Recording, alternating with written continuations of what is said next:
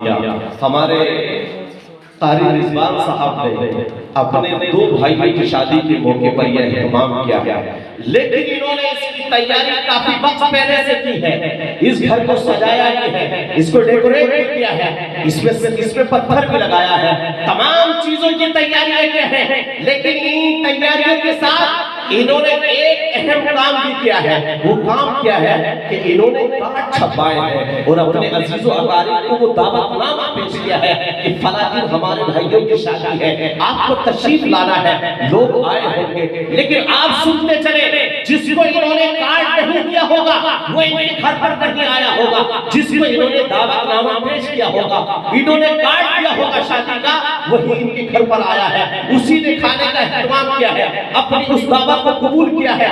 لیکن آپ سنتے چلے، اگر انہوں نے اپنے بھائیوں کی شادی کے موقع پر یہ اہتمام کیا ہے، لیکن انہوں نے اپنے بھائیوں کی شادی کے موقع پر خواجہ غریب کو دعوت نہیں دی ہے، صابر پاک کو دعوت نہیں دی ہے، انہوں نے اعلیٰ حضرت کو دعوت نہیں دی ہے، حضور غوث اعظم کو دعوت نہیں دی ہے، سرور کائنات علی تحیۃ السلام کو دعوت نہیں دی ہے، لیکن محققان کرام فرماتے ہیں کہ اگر تم اپنے گھر میں رسول پاک کو بلانا چاہتے ہو، غوث اعظم کو بلانا چاہتے ہو، خواجہ غریب نواز کو بلانا چاہتے ہو، صابر پاک کو بلانا چاہتے ہو، اعلیٰ حضرت کو بلانا چاہتے ہو، مفتی اعظم کو بلانا چاہتے ہو، تو آپ شادیوں کے موقع پر جشن عید میلاد النبی کو سجا لیجیے، آپ کے گھر ہم سب کے آقا بھی تشریف لے آئیں گے، غوث اعظم بھی تشریف لے آئیں گے۔ انہوں نے اپنے بھائیوں کی شادی کے موقع پر ہر ایک کو دعوت دی ہے، ہر ایک کو کارڈ دیا ہوگا، رشتہ دار کو، عزیز و اقارب کو کارڈ دیا ہوگا، لیکن وہ طبیعہ ہے کہ جب ان کو کارڈ دیا ہوگا، لیکن اگر اس گھر میں رسول پاک کو بلانا ہے، غوث اعظم کو بلانا ہے، خواجہ غریب نواز کو بلانا ہے، صابر پاک کو بلانا ہے، تو اس محفل کا اہتمام کرنا ہے۔ اور سبحان اللہ انہوں نے یہ اہتمام کر دیا ہے، اور وہ یہاں جلوہ گر ہے، ہماری وہ آنکھیں نہیں ہیں کہ ہم ان کو دیکھ سکیں، لیکن ہاں یہ حق ہے کہ جہاں اللہ اور اس کے رسول کا ذکر ہوتا ہے وہاں تمام فرشتے بھی موجود ہوتے ہیں، وہ کرام بھی جلوہ گر ہوتے ہیں، اور خود ہمارے آقا بھی وہاں جلوہ گر ہوتے ہیں۔ اس سے بڑی عظمت کیا ہوگی کہ انہوں نے اپنے آقا کو بھی بلایا ہے، سبحان اللہ۔ اور جس محفل میں اور جس گھر میں ہم سب کے آقا آ جائیں، وہ گھر کسی کا گھر نہیں ہوتا ہے، نہ وہ قاری رضوان کا گھر ہوتا ہے، نہ وہ حسن بھائی کا گھر ہوتا ہے، نہ وہ مبارک بھائی کا گھر ہوتا ہے، بلکہ وہ گھر جنت کی کیاریوں میں سے پیاری بن جاتا ہے۔ تو اس وقت میں یہ کسی کا گھر نہیں ہے، بلکہ جنت کی ایک کیاری ہے، سبحان اللہ۔ اور ہم اس وقت میں جنت کی کیاری میں بیٹھے ہوئے، سبحان اللہ۔ یہ عظمت کی بات ہے، یہ رفت کی بات ہے، یہ بلندی کی بات ہے، یہ برکت کی بات ہے۔ میں اختصار میں جاتا ہوں، میں تو بس ایک ماحول بنانے کے لیے بیٹھا ہوں، میرا اپنا مزاج نہیں ہے کہ تقریر کروں، چند باتیں گوش گزار کرنے کی جسارت کرتا ہوں۔ یہ محفل نکاح کے متعلق سجائی گئی ہے، نکاح کا ایک موقع ہے، اور دونوں بھائیوں کا نکاح کا موقع ہے، سبحان اللہ، یہ بھی بڑی برکت ہے۔ آج کل لوگوں نے نکاح کو ایک فیشن بنا دیا ہے۔ نکاح کا مطلب کیا ہے؟ جس طرح سے روزے کی نیت ہوتی ہے، حج کی نیت ہوتی ہے، نماز پڑھنے کی نیت ہوتی ہے، اسی طرح سے نکاح کی نیت ہوتی ہے۔ لیکن آج کل کیا سمجھ گیا ہے نکاح کا لوگوں نے؟ صرف یہ سمجھ گیا ہے کہ ایک اچھا گھر بن جائے، نوکری لگ جائے، اور ایک بلبل جیسی دلہن مل جائے، جس سے جو چل چلائے تو چلچلاتی بھی چل چلائے، اور بولے تو ایسا بولے کہ اس جیسا کوئی بولتا نہ ہو۔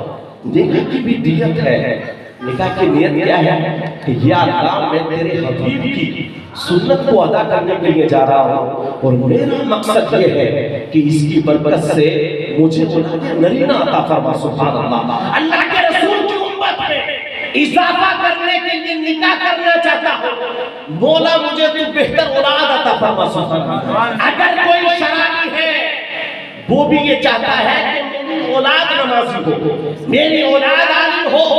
اگر کوئی جواری ہے وہ بھی یہ چاہتا ہے کہ میری اولاد نیک ہو۔ کون نہیں چاہتا ہے کہ ہماری اولاد نیک ہو؟ اس لیے اگر آپ چاہتے ہیں کہ آپ کی اولاد نیک ہو، تو سمجھ لیجیے کہ آپ کو نیک بننا پڑے گا اور نکاح کی آپ کو نیت کرنی پڑے گی. اور یہاں تک کہ فرمایا ہے فقی ابو الاسود سمرقندی نے کہ اگر کوئی کوارا انسان 2 رکعت نماز پڑھے، 2 رکعت، کوارا آدمی سن لیں آپ بھی، 2 رکعت پڑھے تو اسے صرف 2 رکعت کا ثواب ملتا ہے. لیکن اگر کسی کا نکاح ہو جائے لڑکی کا لڑکے کا اور اس کے بعد میں 2 رکعت نماز پڑھتے ہیں تو اللہ تبارک و تعالیٰ 2 رکعت نماز کا ثواب 70 رکعت کا 2 رکعت پڑھیں گے تو 70 رکعت کا نماز ثواب ملتا ہے. یہ برکت ہے نکاح کی. اور یہاں تک کہ سنو آپ، جب آپ نماز پڑھتے ہیں تو جب تک آپ نماز میں رہیں گے تب تک ثواب ملے گا. جب آپ روزہ رکھتے ہیں، جب تک آپ کا روزہ ہے تب تک ثواب ملے گا. جب آپ حج کرتے ہیں، جتنے دن آپ حج کے ایام میں رہیں گے آپ کو ثواب ملے گا. لیکن نکاح اتنی عظمت والی چیز ہے کہ اس کا ثواب آپ کو قیامت تک ملے گا. سبحان اللہ، یہ بلندی ہے نکاح کی. لیکن آج کل تو ہم نے نکاح کا مقصد ہی فوت کر دیا. اور پھر آگے فرماتے ہیں فقی ابو الاسود سمرقندی بیان فرماتے ہیں کہ اگر کسی کا نکاح ہوا اور وہ اپنی بیوی سے ملاقات کرنے کے لیے گیا، بیوی سے ملاقات کرنے اور ملاقات سے پہلے بسم اللہ پڑھ لی. اس کو سنیں آپ، بسم اللہ پڑھ لی ملاقات سے پہلے. جس کا نکاح ہوا ہے، جیسے کہتے ہیں آج کل کوئی بچہ زیادہ شرارتی ہوتا ہے تو کہتے ہیں بغیر بسم اللہ کا کہتے یہ بغیر بسم اللہ کا ہے. جو شرارتی ہوتا ہے، شیطان قسم کا ہوتا ہے، اسے کہتے ہیں بغیر بسم اللہ کا. اب فقی ابو الاسود سمرقندی بیان فرماتے ہیں ابو الاسود کہ اگر کسی کا نکاح ہوا اور وہ اپنی بیوی سے ملاقات کرتے وقت بسم اللہ پڑھتا ہے اور اسی رات میں اس کی بیوی کو حمل ٹھہر جاتا ہے، اسی رات حمل ٹھہر جاتا ہے اور وہ بچہ پیدا ہوتا ہے. اس بات کو دھیان سے سنیں اور خاص کر نوجوان سنیں اور وہ بھی سنیں کہ جس کو ابھی اور بچے پیدا کرنے ہیں. ورنہ تو حکومت تو کہتی ہے کہ 2 اور 2 ہم 2 ہمارے 2، ہم 2 اور ہمارے 2. حالانکہ 2 والوں کو بھی حکومت کہاں کے دے رہی ہے. ہم تو انتظار کرتے رہے کہ ابھی ایک رہنے تو نوکری لگ جائے گی، پھر دوسرا کیا کہ نوکری لگ جائے گی، تیسرا بھی کر لیا نوکری ابھی تک نہیں لگی. اور جو تنخواہ باقی ہے گورنمنٹ تک 2015 سے ابھی تک نہیں ملی تو کہاں سے ملے گی. اس لیے بچے تو بڑھا لو، اگر نوکری نہیں لگ رہی کم از کم بچے تو بڑھ جائے کہ بھائی 8-10 بچے ہوں گے تو کچھ تو خدمت کریں گے اور بسم اللہ کے ساتھ ہوں گے تو بہتر ہوں گے. لیکن بغیر بسم اللہ کے زیادہ مسلمان ہوتے ہیں کیونکہ اس وقت انہیں تمیز ہی نہیں ہوتا کہ بسم اللہ پڑھنی ہے یا نہیں پڑھنی ہے. سوچتے کہ ایسے وقت میں بسم اللہ، ارے یار ایسا ہوگا بھائی کھانا کھانے سے پہلے بسم اللہ پڑھ سکتے ہیں، مسجد میں داخل ہونے سے پہلے بسم اللہ پڑھ سکتے ہیں. ایسے وقت میں کیا بسم اللہ ہے؟ لیکن ہے. فقی ابو الاسود سمرقندی کہتے ہیں کہ اگر اپنی بیوی سے ملاقات کی اور بسم اللہ پڑھ لی اور اسی رات اس کو حمل ٹھہر گیا اور پھر بچہ پیدا ہوتا ہے، سنے کہتے ہیں بچہ پیدا ہوا اور اس نے آ کر کے دنیا میں سانس لی تو ہر سانس کے بدلے میں ماں باپ کو 60 سال کی عبادت کا ثواب ملتا ہے. 60 سال کی عبادت کا ثواب کس میں؟ بسم اللہ پڑھ کر کے گئے. سبحان اللہ، یہ برکت ہے بسم اللہ. اور آپ کو میں بتاتا چلوں نکاح کا مقصد ہی فوت ہے. بہت اختصار کے ساتھ میں آپ کو بتاتا ہوں. اب کچھ لوگ جمع ہو گئے ہیں، مہمان بھی کچھ آ گئے ہیں، شاید کچھ رمق چڑھ رہی ہے، لیکن ابھی جو نوجوان ہیں وہ تو سوچ رہے ہیں کہ اس بات میں کیا کر دیا. حسن بھائی تو ہمارے حساب کے تھے، وہ تو ہمارے ساتھ رہتے تھے. یار یہ جلسہ کیوں سجا دیا انہوں نے؟ بڑا یار گڑبڑ کرتے. جس گھر میں مولانا ہوتا ہے وہ شادی میں جلسہ کر دیتا ہے. کیا یار چیز ہے. صبح کو حسن بھائی سے ان کا ضرور معاملہ بگڑے گا. ہاں کہ یار بھیجے کیوں نہیں لائے؟ یہ ابھی تک مہمان نہیں ہے، یہ سب محلے والے ہیں. کچھ آگے ہیں پیچھے منہ دکھا دے تو بہتر ہوگا، ورنہ تو محلے والوں کے نام جائے گا یہ جلسہ کہ محلے والوں نے شرکت کی ہے. بہرحال کیونکہ مہمان کیا ہے نہیں اور سب کھا گئے، 12-15 دے کے کھا گئے. محلے والوں نے تو بیچاروں نے نہیں کھایا ہوگا، انہوں نے تو دوپہر کھایا ہے. 15 دے کے کھا گئے اور یہاں کتنے ہیں؟ کتنے ہیں یہاں؟ بس نام کیا ہو؟ کیا ہم تو برادری ہے بھائی، برادری ہے، ہماری برادری ہے۔ ارے یہاں موجود ہوتے تو ہم جانتے کہ برادری ہے، کھانے کی برادری ہے، کھاتے اور چلے گئے، یہ کون سی برادری ہے؟ ارے جو انسان خوشی میں اور غم میں شرکت نہ کرے وہ کوئی برادری نہیں ہوتی۔ برادری وہ ہوتی ہے کہ یہ جلسہ سجایا ہے اور اس میں موجود ہوتے تب ہم جانتے کہ یہ برادری ہے۔ سبحان اللہ۔ ورنہ کیا فائدہ ہے جب گوٹیاں چھاٹ چھاٹ کے کھا گئے ڈھونڈ ڈھونڈ کر کے؟ یہ کوئی مقصد نہیں ہوتا ہے۔ اگر کسی نے جلسہ سجایا ہے تو اس میں شرکت کرنا بھی ہماری فریضہ بنتا ہے، ذمہ داری بنتی ہے۔ بہرحال میں اختتام کی طرف ہوں۔ اپنے وقت کے بہت بڑے راجا ہیں جن کا نام نجم الدین ایوب ہے، ابھی شادی نہیں ہوئی ہے۔ آج کل جیسے بہت سارے لوگ سوچتے ہیں نوکری لگ جائے گی تب شادی کریں گے، تو ہم تو بڈھے ہو جاتے ہیں اگر اسی انتظار میں۔ نوکری مطلب نہیں ہے، ہم جوان ہو گئے تو سب سے پہلے ذمہ داری ہے کہ نکاح کریں۔ اگر کسی کے پاس 3 بیٹیاں ہیں اور اس نے ان کی اچھی پرورش کی، ان کو تعلیم دی اور ان کا وقت پہ نکاح کیا تو اللہ کے رسول فرماتے ہیں کہ وہ جنت میں میرے ساتھ اس طرح سے ہوگا جس طرح سے یہ 2 گڑیاں ہیں۔ سبحان اللہ، یہ برکتیں ہیں نکاح کی، لیکن ہم نے سمجھا کیا ہے؟ بہرحال نجم الدین ایوب ہے، راجا ہے، بادشاہ ہے، نکاح نہیں ہوا۔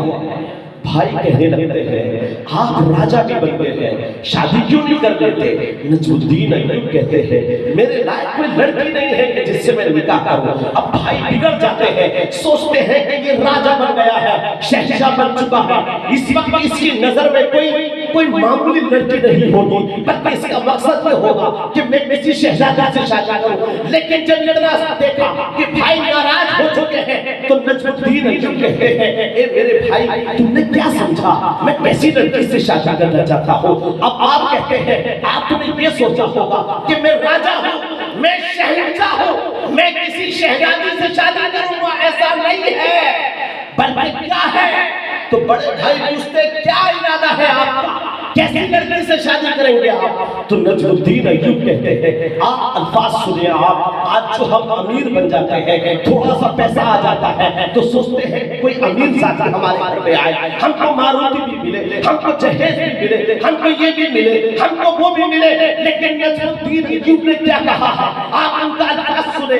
نجم الدین ایوب کہتے ہیں نہیں، جیسا آپ نے سوچا ہے ویسا میں نہیں سوچ رہی ہے، جیسا آپ کے دماغ میں آیا ہے ویسا میرے دماغ میں نہیں ہے، بلکہ میں یہ چاہتا ہوں کہ میں جس لڑکی سے شادی کروں وہ اتنی نیک ہو، اتنی پارسا ہو کہ اس کے پیٹ سے جو بچہ پیدا ہو وہ کوئی معمولی بچہ نہ ہو، بلکہ اتنا طاقتور ہو، اتنا قوت والا ہو، اتنا نیک اور پرہیزگار ہو کہ وہ بچہ مذہب اسلام کی حفاظت کرے۔ سبحان اللہ۔ اس کے بعد میں نجم الدین ایوب کہتے ہیں کہ وہ میری بیوی اتنی پارسا ہونی چاہیے، اتنی نیک ہونی چاہیے کہ جب نفسی کا عالم ہو، کوئی کسی کا فسانے ہاتھ نہ ہو، نہ بیٹا باپ کے کام آتا ہو، نہ ماں بیٹیوں کے کام آتی ہو، کوئی کسی کو نہ پوچھتا ہو، میری بیوی اتنی نیک ہو کہ یہ میرا ہاتھ پکڑ کے مجھے جنت میں لے جائے۔ سبحان اللہ۔ جب اتنا سوا ہے تو آپ کے بڑے بھائی کی آنکھوں میں آنسو آ جاتے ہیں، آپ کہنے لگتے ہیں ایسی بیوی کہاں سے ڈھونڈیں گے، اتنی پارسا بیٹی بھی کہاں سے ڈھونڈیں گے؟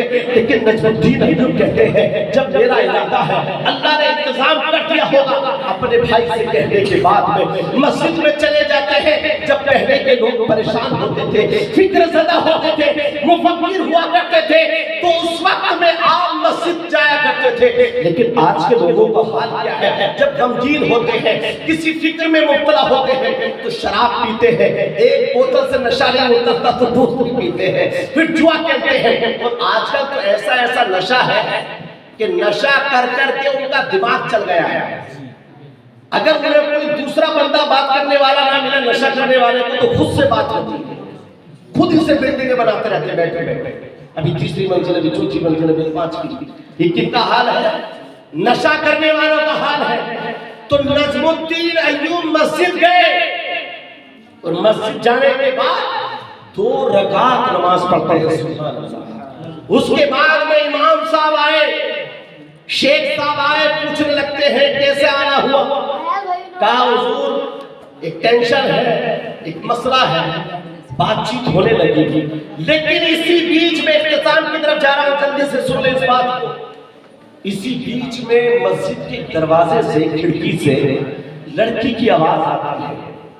شیخ صاحب کہتے ہیں آپ بیٹھے، مجھے اس لڑکی کی کچھ بات سننی ہے۔ آپ گئے، شیخ صاحب لڑکی سے بات چیت ہوئی تو لڑکی نے کہا حضور آپ نے جو میرا رشتہ کیا ہے وہ رشتہ مجھے منظور نہیں ہے۔ امام صاحب، شیخ صاحب بولے کیوں نہیں منظور ہے؟ تو لڑکی کی بات سنے، لڑکی کہتی ہے حضور وہ ایک شہزادہ ہے، میں محلوں میں نہیں جانا چاہتی، میں کسی شہزادے سے رشتہ نہیں کرنا چاہتی۔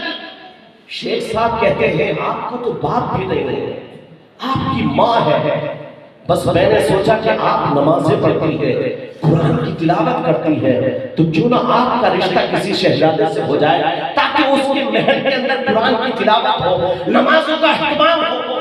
لیکن لڑکی نے کہا کہ نہیں، محلوں میں نہیں جانا ہے، بلکہ مجھے کسی ایسے لڑکے سے نکاح کرنا ہے کہ اس کے نطفے سے جو بچہ پیدا ہو وہ بچہ مذہب اسلام کی حفاظت کرے۔ سبحان اللہ۔ اور اتنا نیک ہونا چاہیے میرا شوہر، اتنا نیک ہونا چاہیے میرا شوہر، اتنا نیک ہونا چاہیے میرا شوہر کہ کل قیامت کے جن نفسی نفسی کا عالم ہو تو یہ میرا شوہر میرا ہاتھ پکڑ کے جنت میں لے جائے۔ سبحان اللہ۔ ایسی سوچ تھی پہلے کے لوگوں کی۔ بہرحال ادھر نجم الدین ایوب نے سن لیا کہ کیسی سوچ کی لڑکی ہے یہ، جیسی میری سوچ ہے ویسی تو اس کی سوچ ہے۔ امام صاحب واپس آتے ہیں، شیخ صاحب واپس آتے ہیں، نجم الدین ایوب کہتے ہیں حضور مجھے اسی لڑکی سے نکاح کرنا ہے۔ شیخ صاحب نے کہا ابھی آپ نے سنا اس نے ایک شہزادے کا رشتہ ٹکرا دیا ہے، آپ تو راجا ہے، آپ سے کہاں سے نکاح کرنے دیے؟